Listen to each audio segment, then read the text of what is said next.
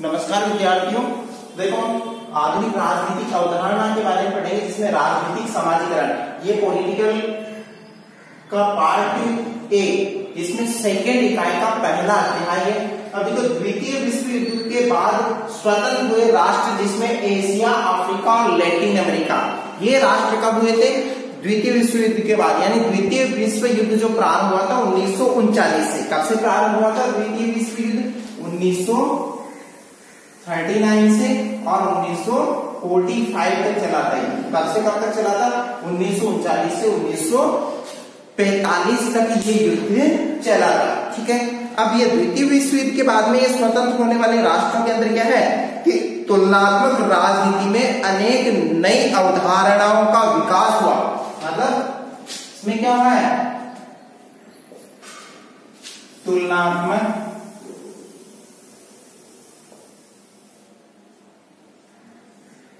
राजनीतिक नवीन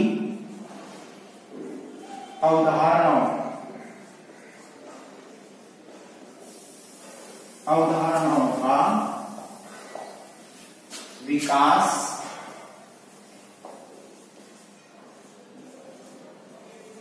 हुआ है। देखो, तुलनात्मक राजनीतिक नवीन अवधारणाओं का विकास उस समय हुआ था। ठीक है, अब तुलनात्मक नवीन राजनीतिक जो अवधारणा है, जो इनका विकास हुआ है, यानी नई नई राजनीतिक सोच इनके अंदर विकसित होने लगती थी। और जो है राजनीतिक विज्ञान में विभिन्न नवीन अवधारणाएं शामिल की गई, और इसी वजह से क्या किया गया कि राजनीति विज्ञान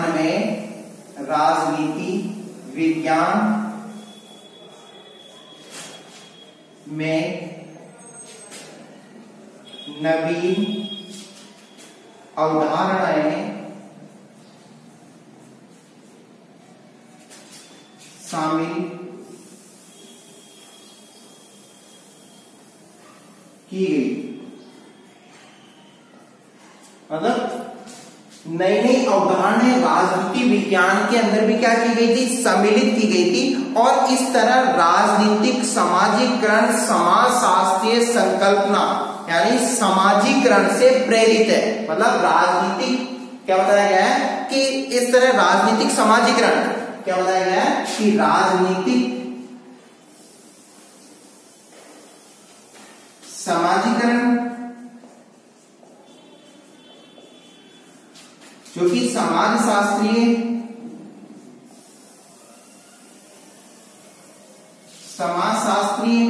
क्या है कि समाजशास्त्रीय संकल्पना जो कि समाजीकरण से प्रेरित है।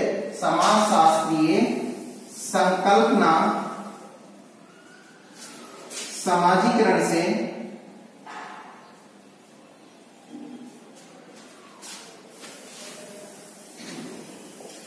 प्रेरित है। राजनीतिक समाजीकरण, समाजशास्त्रीय संकल्पना समाजीकरण से प्रेरित है। इस तरीके से समाजीकरण से क्या हुआ है? तो इनको प्रेरणा मिली है। और समाजीकरण समाज में निरंतर, समाजीकरण किसे कहते हैं? प्रश्न यहां हो सकता है, कैसा प्रश्न हो सकता है कि समाजीकरण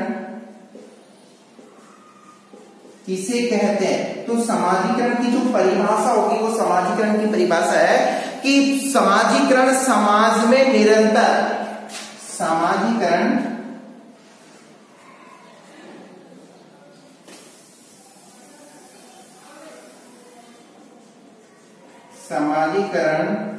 समाज में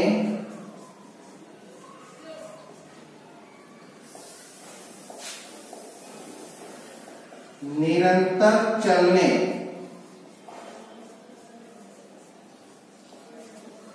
वाली प्रक्रिया। समाजीकरण समाज में निरंतर चलने वाली प्रक्रिया क्या बताइए? ये निरंतर चलने वाली प्रक्रिया, चलने वाली एक प्रक्रिया है, जिसके माध्यम से व्यक्ति, चलने वाली प्रक्रिया है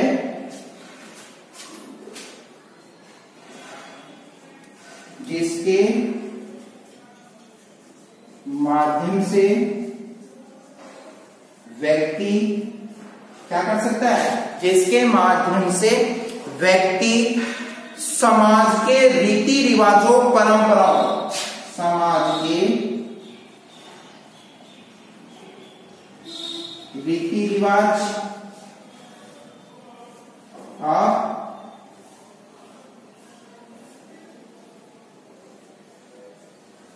परंपराओं, तौर तरीके, समाज के यानी समाज के अंदर रीति रिवाजों, परंपराओं और तौर तरीकों, मूल्यों, मान्यताओं अर्थात समाज की संस्कृति को अंगीकार कर उसका यानी अंगीकार करता मतलब उसको क्या करता, वो अपनाता है, अंगीकृत करता है, मतलब परंपराओं, मूल्यों, मान्यताओं तथा संस्कृति को क्या कर रहा है, संस्कृति को अंगीकार कर उसका क्रियाशील सदस्य बनता है। क्या बनता है उसका, क्रियाशील सदस्य यानी परंपराओं, तौर तरीकों, मूल्य, मान्यताओं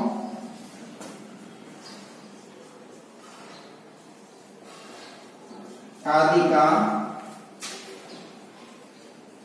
समाज में मनुष्य क्रियाशील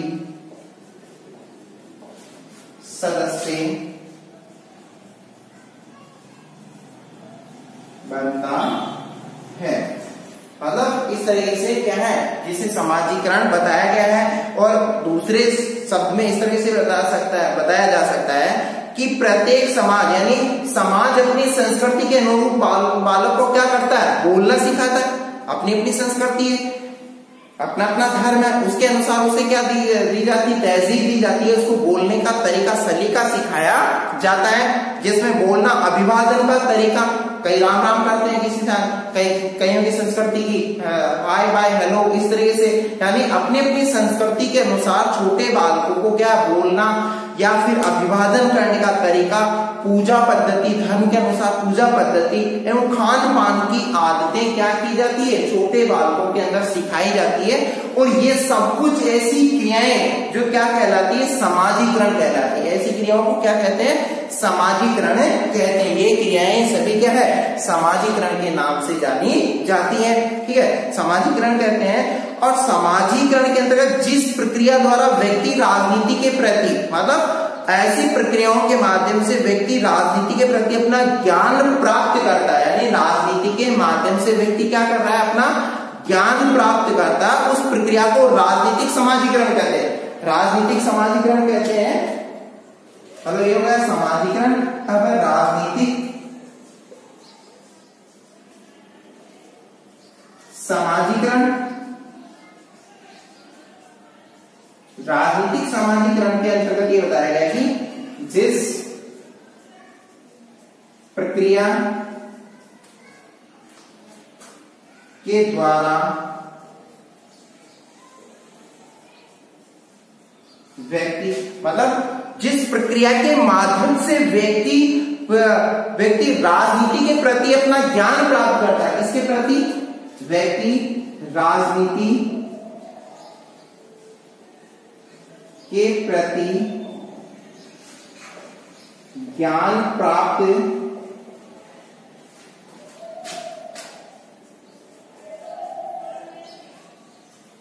क्या करता है, ज्ञान प्राप्त करता है। और इसमें एक चीज बताई गई है, और प्रक्रिया को राजनीतिक समाजीकरण कहते हैं। मतलब जिस प्रक्रिया के द्वारा व्यक्ति राजनीति के प्रति ज्ञान प्राप्त करते हैं उसे राजनीतिक समाजीकरण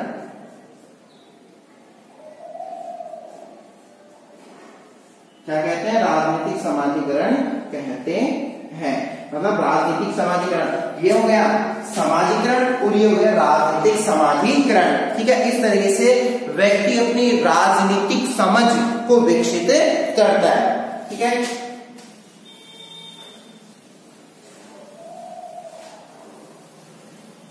अब इसके नेक्स्ट बिंदु के माध्यम से और हम इसके राजनीतिक समाजीकरण के बारे में अच्छे से इसका हम अध्ययन करेंगे, जिससे हमें राजनीतिक समाजीकरण की क्या है कि इसकी समझ विकसित कर सके। राजनीतिक समाजीकरण के बारे में अच्छे से हम जानकारी हासिल कर सकें।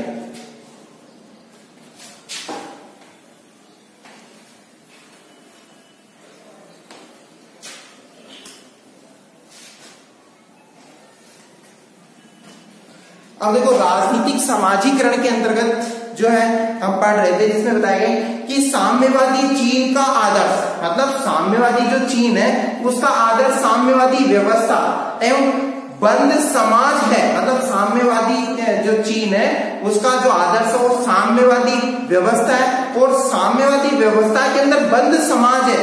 चीन के नागरिकों को राजनीतिक समाजीकरण के माध्यम से इसी अनुरूप बनाने का प्रयास किया जाता। मतलब चीन के जो नागरिक हैं उनको राजनीतिक समाजीकरण जो उनके अंदर विकसित किया जाता है, वो किस तरीके से विकसित किया जाता है? उन लोगों के अंदर जो राजनीतिक समाजीकरण है वो साम्यवादी शिक्षा दी जाती है। उनको कौन सी शिक्षा दी जाती है? साम्यवादी समाज की शिक्षा दी जाती है चीन के अंतर्गत। ठीक है, अब राजनीतिक समाजीकरण की सर्वप्रथम जो व्याख्या दी गई, मतलब राजनीतिक समाजीकरण की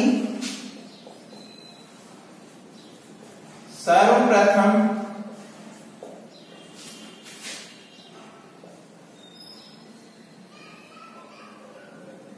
व्याख्या,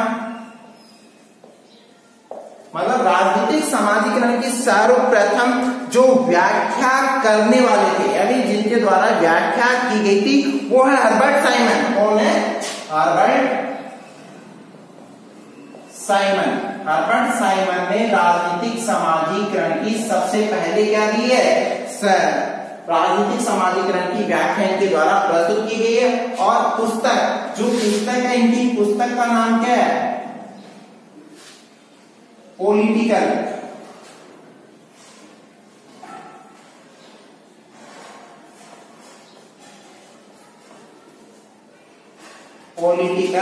सोशलाइजेशन।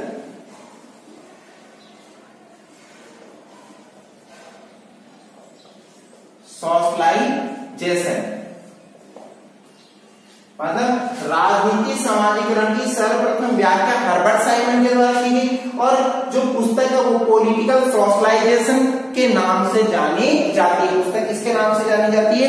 पॉलिटिकल सोशलाइजेशन के नाम से जानी जाती है। ठीक है, अब दूसरी चीज इसी के अंतर्गत क्या बताया गया है? इस पुस्तक के माध्यम से इन्होंने क्या किया है कि और भी अन्य जो दार्शनिक हुए हैं राजनीति के अंदर, उन्होंने अपने अपने ढंग से राजनीतिक समाजीकरण की क्या है परिभाषा इनके द्वारा दी गई, अपने अपने शब्दों के अंदर इन्होंने व्यक्त किया। अब नेक्स्ट बिंदु हमारा राजनीतिक समाजीकरण के साधन कौन कौन से? राजनीतिक समाजीकरण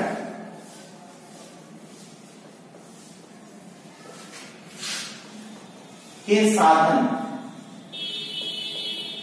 अब देखो राजनीतिक समाजीकरण के जो साधन है उनके बारे में क्या बताया गया है कि व्यक्ति में राजनीतिक समझ विकसित करने वाली समाज में अनेक संस्थाएं होती है। मतलब व्यक्ति में राजनीतिक समझ विकसित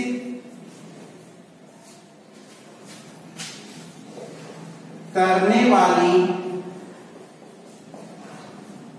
अनेक संस्थाएं होती है।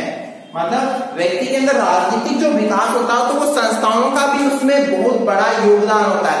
ऐसी कई संस्थाएं प्रचलन के अंदर है और उन संस्थाओं से व्यक्ति अपना राजनीतिक स्टेटस बनाता है, राजनीतिक समझ विकसित करता है।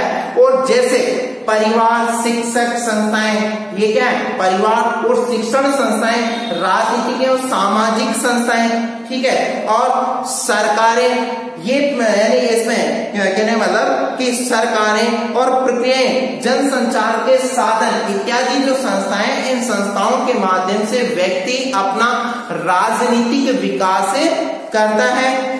अब देखो जैसे चीन के अंदर देखो, चीन का एक उदाहरण लेते हैं। चीन में साम्यवादी एवं पाकिस्तान के अंदर कैसी शिक्षा दी जाती है? कट्टरपंथी की। चीन के अंदर साम्यवादी शिक्षा दी जाती है, एक बंद समाज की, ठीक है, जैसे साम्यवादी सरकार के उसके अनुसार उन्हें रहना होता है। और पाकिस्तान के अंदर जो शिक्षा दी जाती है वो कैसी दी जाती है? कट्टरपंथी सिखाया जाता है, कट्टरपंथ सिखाया जाता है। कट्टरपंथी राज्यों सरकारी तंत्रों के माध्यम से राजनीतिक संस्कृति की घूंट पिलाई जाती है, मतलब सरकारी संस्थाएं इस क्षेत्र में कार्यरत है। यानी चीन के अंदर जो साम्यवादी सरकार है वो इस तरीके की, मतलब वहां साम्यवादी शिक्षा दी जाती है। और वही बात पाकिस्तान की जाए तो वहां कट्टरपंथी की शिक्षा दी जाती है, कट्टरता उत्पन्न की जाती है, और वो भी सरकारी तंत्र के माध्यम से। किसके माध्यम से? क्योंकि सब सरकार के अधीन है और सरकार जैसा कहती है उसी तरीके से उनके द्वारा कार्य किया जाता है। तो राजनीतिक संस्कृति की जबरन घूंट पिला के, मतलब उपयुक्त संस्थाएं किस प्रकार से ये कार्य करती है, मतलब ये संस्थाएं परिवार या शिक्षण संस्थाएं या फिर जनसंचार के माध्यम है और भी अन्य कई संस्थाएं, ऐसी संस्थाएं व्यक्ति के अंदर राजनीतिक समझ विकसित करती है, जिसमें हम सबसे पहले पढ़ते हैं परिवार। संस्था है पहली है परिवार। अब देखो परिवार के अंतर्गत क्या बताया गया, परिवार से किस तरीके से व्यक्ति अपनी राजनीतिक समझ विकसित करता है। इससे हम अध्ययन करते हैं कि व्यक्ति अपनी राजनीतिक समझ परिवार के माध्यम से कैसे विकसित करता है। अब देखो परिवार प्रथम पाठशाला मानी गई। व्यक्ति की प्रथम पाठशाला कौन सा है? प्रथम पाठशाला है, यानी व्यक्ति को जो समझ आती है वो कहां से आती है? परिवार के माध्यम से आती है। और यही इसकी क्या बताई गई है? प्रथम पाठशाला बताई गई है व्यक्ति की, ठीक है। अब जिसके माध्यम से बालक रीति रिवाजों और परंपराओं को सीखता है। क्या सीखता है इसे? रीति रिवाज और परंपराएं। रीति रिवाज परंपराएं बालक अपने परिवार से सीखता है। सब कुछ उसे तहजीब कहां से मिलती है? ये परिवार के माध्यम से ही बालक को अर्जित होती है, सीखता है। और सत्ता का बोध होता है, मतलब माता पिता की आज्ञा को स्वीकार करता हो। वो जानता है कि अपने से बड़े जो उसे आदेश देते हैं, तो जिससे उसको सत्ता का बोध हो जाता है कि हमें इनकी बात माननी। यानी सभी जो छोटे हैं वो किसकी बात मान रहे हैं? अपने माता पिता की बात मान रहे हैं। तो उस छोटे से बच्चे के अंदर यह समझ विकसित होने लग जाती है कि मुझे इनका आदर करना है, मुझे इनके आदेश की पालना करनी है, मतलब इनके द्वारा जो कहे गए शब्द हैं उन शब्दों का मुझे पालन करना है। ये जैसे कहे उसके अनुसार मुझे कार्य करना है, ठीक है। और मतलब माता पिता की आज्ञा को स्वीकार करता है और सत्ता का उसे बोध होने लग जाता है कि ये जो कहते हैं वो घर के अंदर इनकी बातें कायम रहती है। और सबके साथ मिलकर रहने, परिवार में सहयोग करने और अपनी मांगों को मनवाने के लिए, मतलब उसे वहीं से सब कुछ ये ढंग आने लग जाता है। जिस प्रकार मतलब किस प्रकार दबाव बनाया जाए, मतलब ये भी है कि किस तरीके से उससे कार्य करवाने का जो तरीका है वो राजनीतिक क्रियाओं की क्षमताएं विकसित करता है। और यहीं से ही वो जानता है कि अपने पिताजी किस तरीके से कार्य करें, किस तरीके से बता रहे हैं कि अपने परिवार के अंदर उनका किस तरीके की पकड़ है। तो वहीं से उसे सत्ता का बोध होने लग जाता है और राजनीतिक क्रियाओं की क्षमता वहीं से विकसित होने लग जाती है। और सामान्यतः चुनावी अनुभव ये बताते हैं, मतलब यही बात किसके माध्यम से? चुनाव का अनुभव भी यही बात बताता है कि परिवार का मुखिया जिस राजनीतिक दल का समर्थक होता है, अब परिवार का जो प्रमुख है, मतलब जो मुखिया है, वो जिस राजनीतिक दल से संबंधित होगा तो घर के अंदर भी वैसा ही माहौल रहेगा, उसी राजनीतिक दल की बातें होगी। तो जो छोटे बच्चे हैं वो भी किसके पीछे लघु प्रवृत्ति हो जाएगी, वो भी उसी राजनीतिक दल के क्या है सदस्य बनने जाते हैं और सदस्य अनुसरण करने लग जाते हैं। इस प्रकार राजनीति के प्रति प्रारंभिक समझ जो विकसित होती है वो परिवार के माध्यम से होती है। अब है शिक्षण संस्थाएं, दूसरा है शिक्षण संस्थाएं। ये परिवार था, अब है शिक्षण संस्थाएं।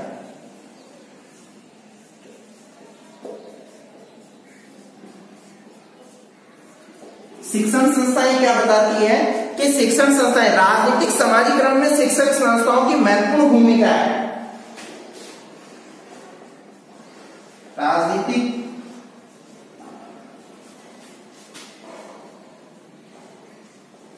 समाजीकरण में महत्वपूर्ण